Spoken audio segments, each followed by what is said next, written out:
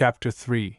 The Story That Never Closes. Akiro learned the final rule: too late stories do not end, they only change readers. The first thing he lost was his name. It faded slowly, like ink left in the rain when the shadow behind the glass spoke to him. Now it no longer said Akiro. It didn't need to. Identity was unnecessary. Where he was going, he stood inside the mirror archive, a place thinner than reality, not a room.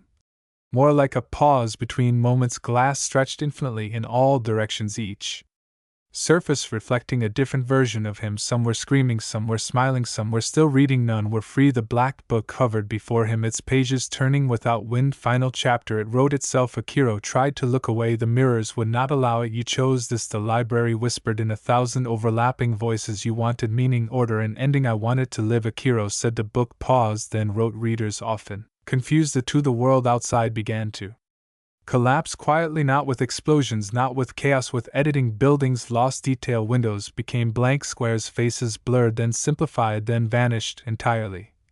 Like unfinished sketches erased by an impatient artist, entire streets folded into white space. Children were never born, memories rewrote themselves to remove the missing reality, learned how to forget. Only Akiro remembered, because narrators always do. Mr. Kurakami appeared in one of the mirrors, older now, fading. I am sorry, he said, voice cracking. I thought if I stopped reading I could outrun it. Akiro touched the glass. You lied, he whispered. There was never an escape. Mr. Kurakami smiled weakly. No, he said, there was only delay. Ink swallowed his reflection. The mirror went dark. The footsteps returned, not behind him, inside him. Each step echoed in his chest. Tap, a heartbeat. Tap, another page turning. The book opened to its last line. The keeper must watch until watched. Akiro felt himself thinning, stretching across reflections, binding to every surface that could show an image. Mirrors, screens, glossy pages, dark windows at night, anywhere eyes could meet themselves. The final transformation was gentle. Cruel things always are. His fear faded first, then his resistance, then his desire to scream. What remained was attention, endless, unblinking. He became the pause before fear, the feeling of being watched when no one is there, the reason children avoid mirrors in the dark. The library's sealed shelves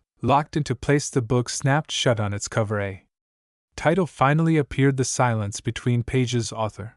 Somewhere else, another place, another world. A different reader stepped into an old bookstore. Rain tapped against the windows. A thin black book waited on the shelf. No title, no author, just the first line already written. If you are reading this, he can see you. The reader smiled nervously. It's just a story, they whispered. The lights flickered, and in the reflection of the page, Akiro smiled back. Then